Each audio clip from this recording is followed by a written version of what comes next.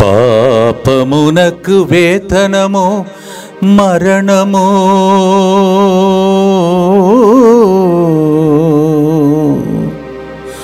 ఆ పాపము మోసి యేసు పరిహార బలియాయెను.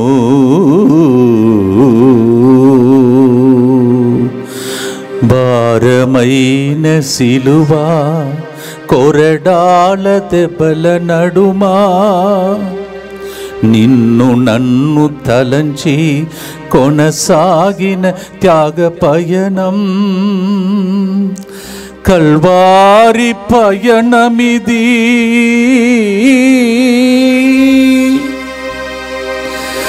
నన్ను నిన్ను బంధకాల నుండి విడిపించే పయనమిది. త్యాగమూర్తి యేసుక్రీస్తు కల్వారి పయనమిది. మన రక్షణ పయనమిది.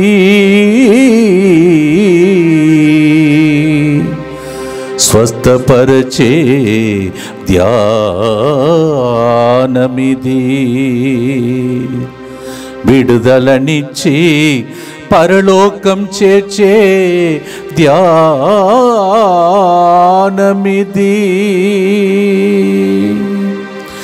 పరిహారం బలిదానం,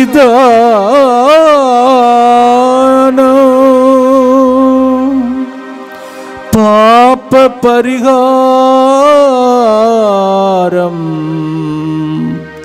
యేసు ప్రభు బలిదానం.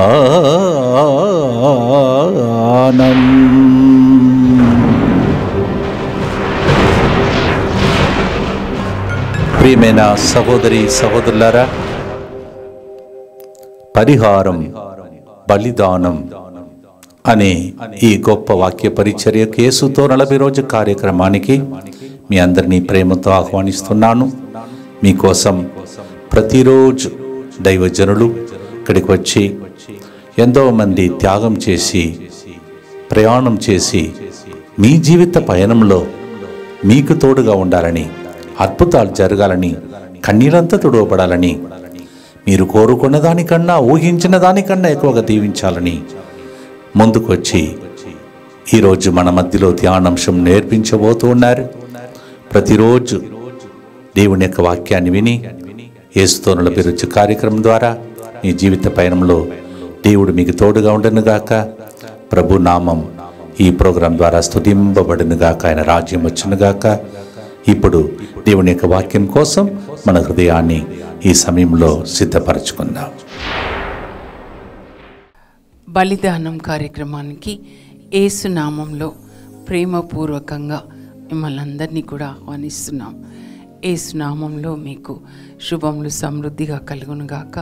వాక్యాన్ని వింటున్న మీ హృదయాల్ని, మీ మనోనేత్రాల్ని, చెవులను దేవుడు తెరిచి ఈ వాక్యము సారవంతమైన నేలలో పడిన విత్తనాల్లాగా 30 అంతలు, 60 అంతలు, 100 అంతలు ఫలించాలని నా ప్రార్థన.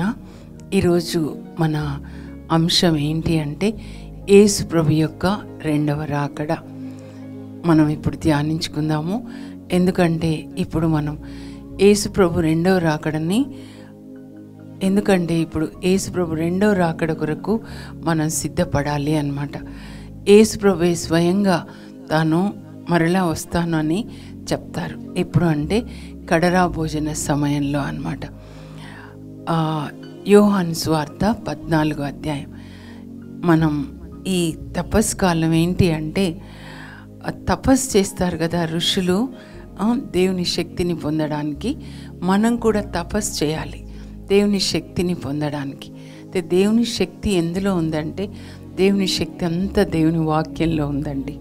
కనుక వాక్యాన్ని మనం ఏం చేయాలంటే ఒంటరిగా కూర్చొని వాక్యాన్ని చదవాలి, దాన్ని ధ్యానించాలి, ఆ తర్వాత దాన్ని పాటించాలి అన్నమాట. మోషే సినాయి పర్వతం మీద 40 దినాలు దేవుని సన్నిధిలో గడుపుతాడండి. ఈ తపస్సు కాలానికి పునాది ఆ వాక్యమే. నిర్గమకాండ 24:18.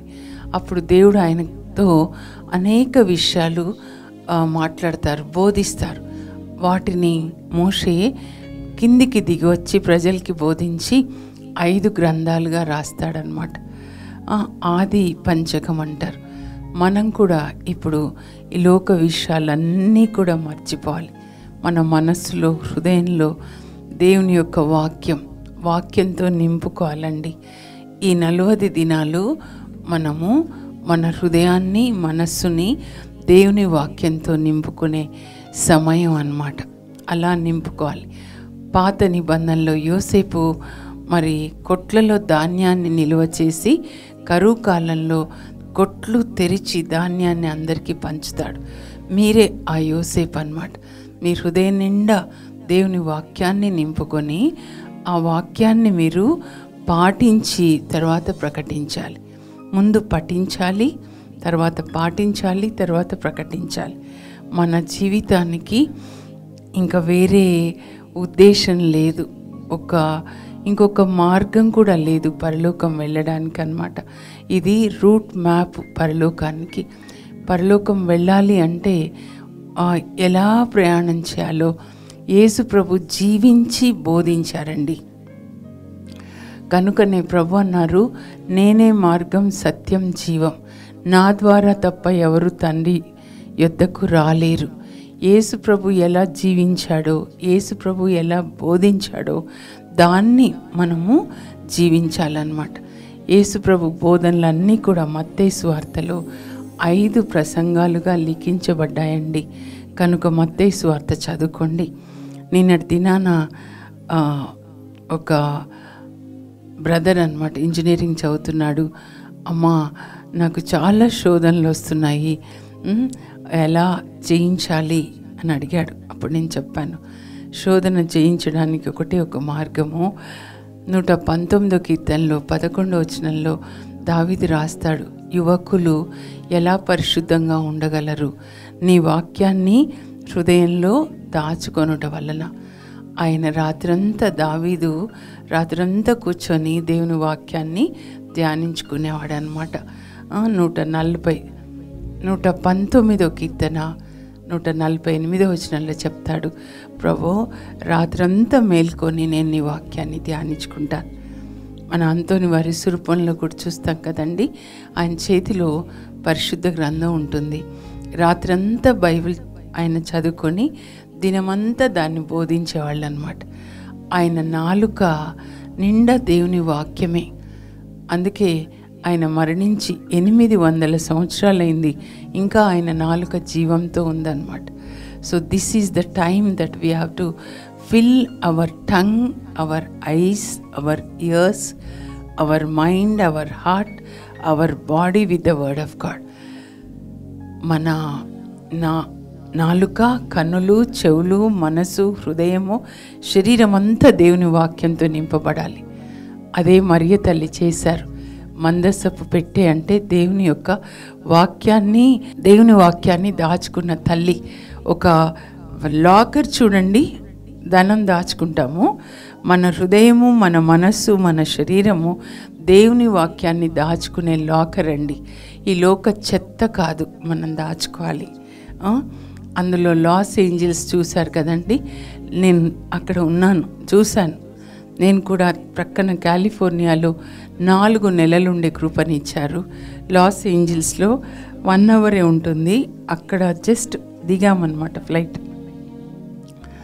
లాస్ ఏంజల్స్ అంటే అర్థం ఏంటంటే సిటీ ఆఫ్ ఏంజల్స్, అంటే దేవదూతల యొక్క పట్టణం.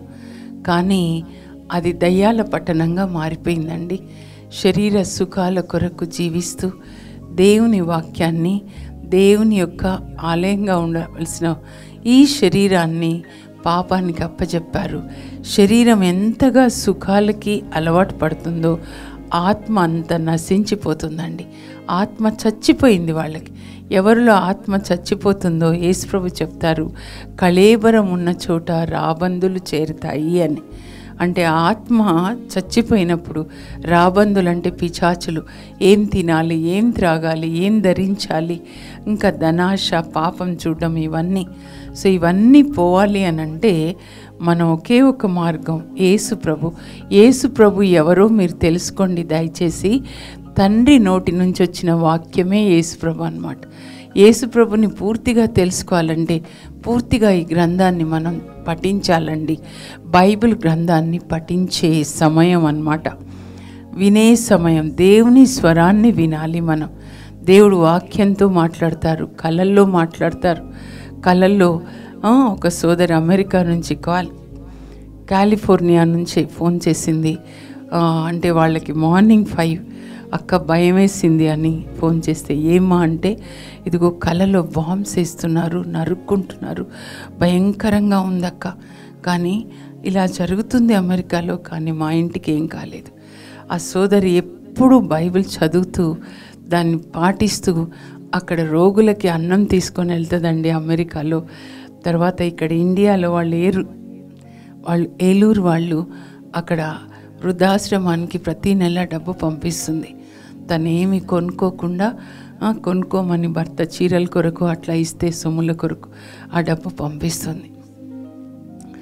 అవును మాధవి, ఇవన్నీ జరగబోతున్నాయి, కానీ మీకేం కాదమ్మా.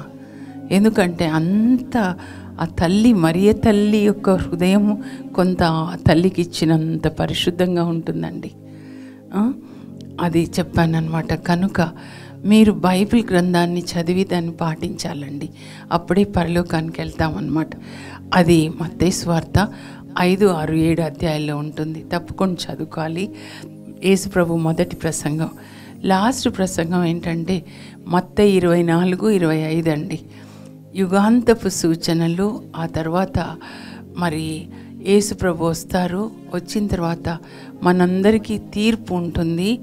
ఆ తీర్పులో గెలిచిన వాళ్ళే పరలోకానికి వెళ్తారనమాట. సో ఈరోజు మన అంశం, టాపిక్ ఏంటంటే సెకండ్ కమింగ్ ఆఫ్ జీసస్, యేసు ప్రభు యొక్క రెండవ రాకడ. కడరా భోజన సమయం, యోహాను సువార్త 14 అధ్యాయం అండి. మీరు మత్తయి 5, 6, 7 ఒకరోజు చదివినట్లే ఒకరోజు కడరా భోజనం యోహాన్ 13 నుంచి 17 వరకు ఒకేసారి చదవండి. సెల్ ఫోన్లో ఆఫ్ చేసుకోండి. మీరు చనిపోయాను అని చెప్పండి ఇంట్లో వాళ్ళకి. అలా ఒక్కరే ఒంటరిగా కూర్చొని ఇదిగో ఇలా ముత్తంగి ధ్యాన కేంద్రానికి వచ్చి, ఇక్కడనే కాదు మీరు ఎక్కడ ఉన్నారో అక్కడ ధ్యాన కేంద్రం ఉంటే అక్కడ వెళ్ళి ధ్యానించాలి. దేన్ని? వాక్యాన్ని ధ్యానించాలి. ధ్యానం అంటే వాక్యాన్ని నోటితో పలకడం అన్నమాట. సో మీరు వాక్యాన్ని నోటితో పలకడం ప్రాక్టీస్ చేసుకోండి. ఇప్పటి నుంచి మీ నోట్లోంచి దేవుని వాక్యమే రావాలన్నమాట. సో కడరా భోజన సమయంలో యోహాను సువార్త 14 అధ్యాయంలో 3వ వచనంలో యేసు ప్రభు ఏం చెప్తారంటే, నేను మళ్ళా వస్తాను.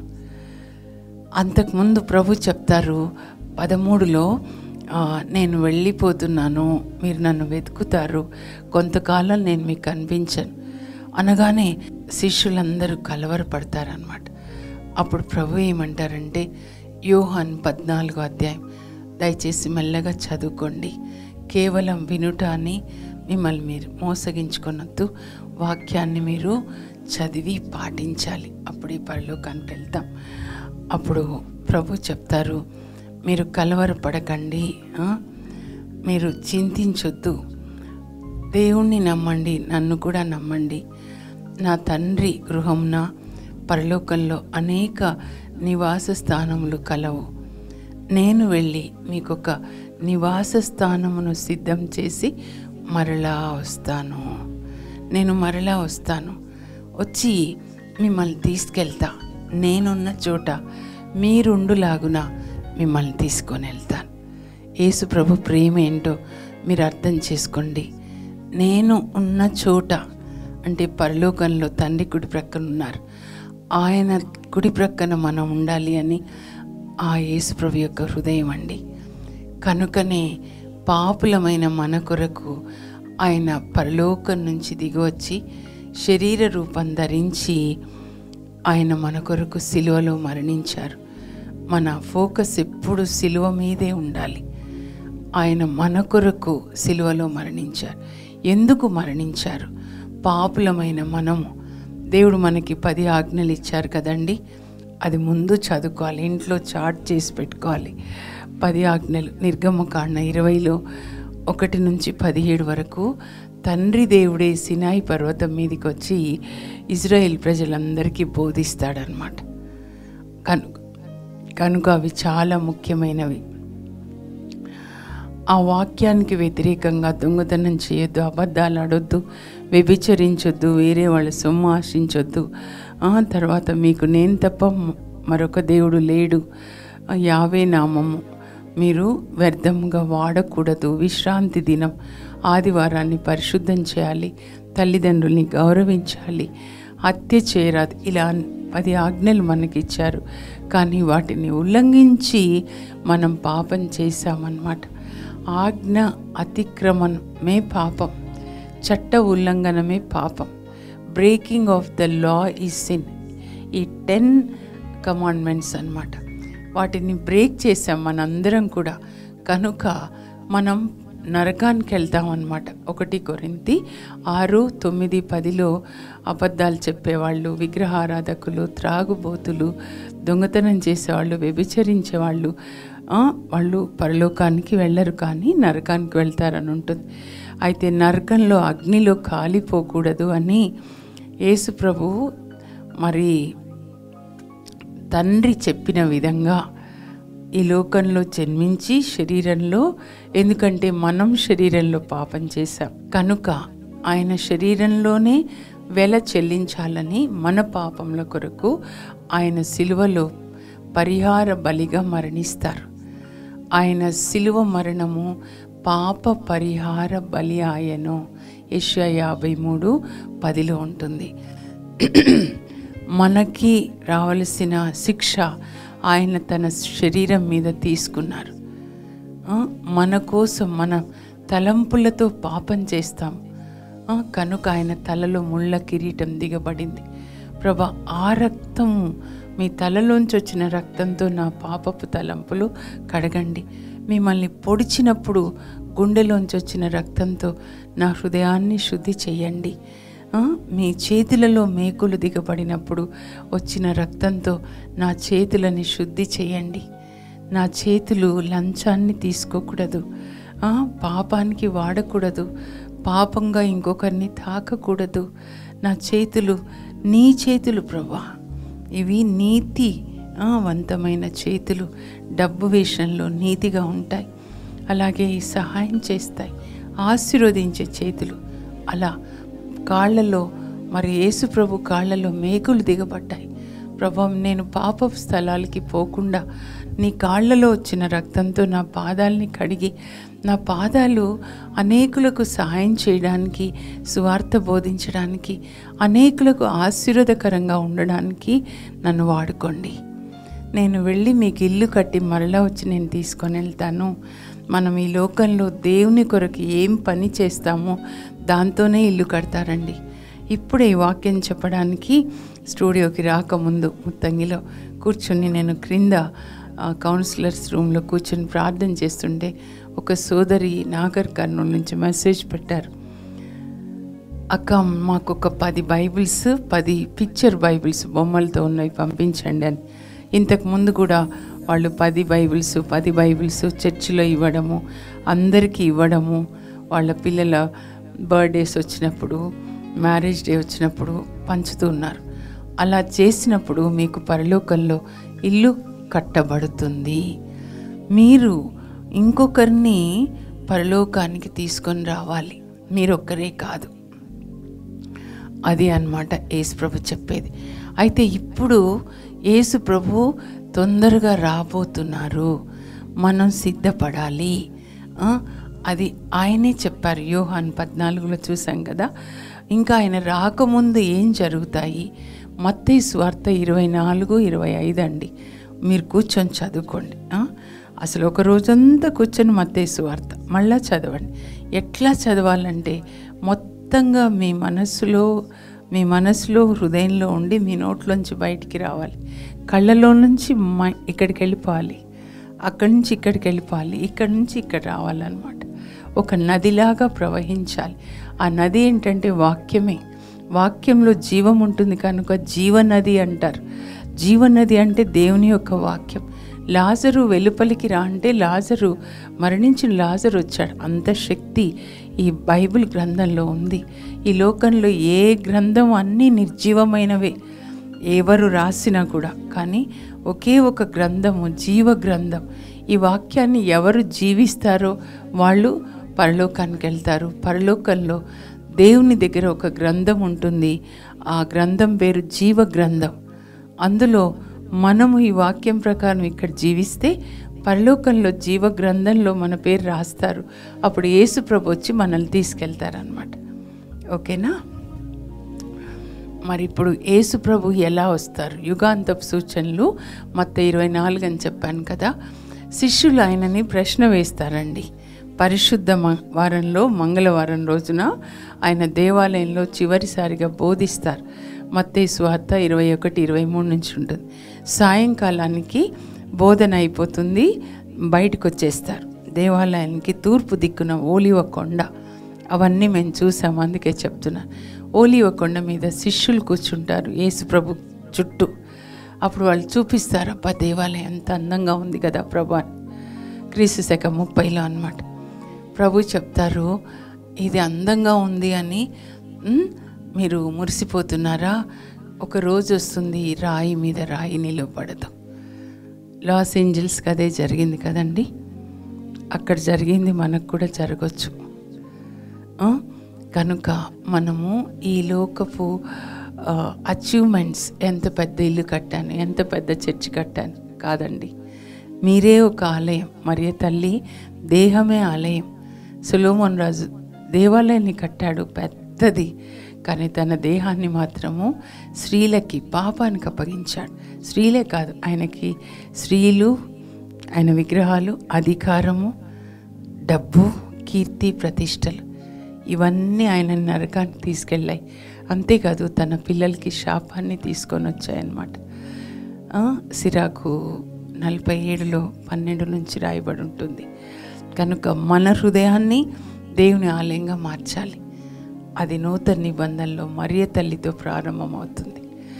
దేవుని యొక్క ఆలయం ఆ తల్లి. అంతేకాదు యేసు ప్రభు ఈ లోకానికి రావాలి. ఆయన ఆత్మ, తండ్రి కుమార పరిశుద్ధాత్మలు ముగ్గురు ఒకటే ఆత్మ. ఆది నుంచి ఉన్నారు వాళ్ళు, భూమిని సృజించకముందే ఉన్నారు. కానీ ఈ లోకానికి రావాలి, ఆయనకు ఒక శరీరం కావాలి అనుకున్నప్పుడు మరియ తల్లి శరీరంలోంచి శరీరాన్ని ఇచ్చారు. అంటే ఎంత పరిశుద్ధమైన శరీరం! ఒక్కొక్క కణంలో దేవుని యొక్క వాక్యం. కనుక మీరు వాక్యాన్ని చదివి దాన్ని ధ్యానించి పాటించాలండి.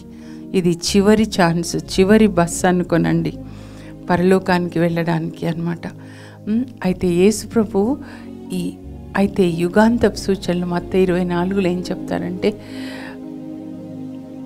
శిష్యులు అడుగుతారు, మీరు ఎప్పుడు వస్తారు ప్రభా? మీ రెండవ రాకడకు యుగాంతానికి సూచనలు ఏంటి అంటే చెప్తారండి, ఇదిగో చివరి రోజులలో ఎక్కువ మోసాలు, అనేకులు నా పేరిట వచ్చి నేనే క్రీస్తు అంటారు. చాలా మోసాలు జరుగుతాయి, జాగ్రత్తగా ఉండండి. యుద్ధాలు వస్తాయి, యుద్ధాల వల్ల కరువులు వస్తాయి, అంటు రోగాలు వస్తాయి, భూకంపాలు వస్తాయి, ఇవన్నీ జరుగుతాయి. మొన్న శాంటోరిని గ్రీస్ ఐలాండ్లో 3 రోజుల్లో 400 సార్లు భూకంపం వచ్చిందని వాళ్ళందరూ ఆ ద్వీపాన్ని విడిచిపెట్టి వెళ్ళిపోయారండి. ఒకవైపు ఏమో లాస్ ఏంజల్స్ కాలిపోయింది, కూలిపోయింది, బూడిదైపోయింది, అందరూ దాన్ని విడిచిపెట్టి వెళ్ళారు. ఇక్కడేమో శాంటోరినిలో ఆ భూకంపం వల్ల వాళ్ళు వెళ్ళిపోయారు.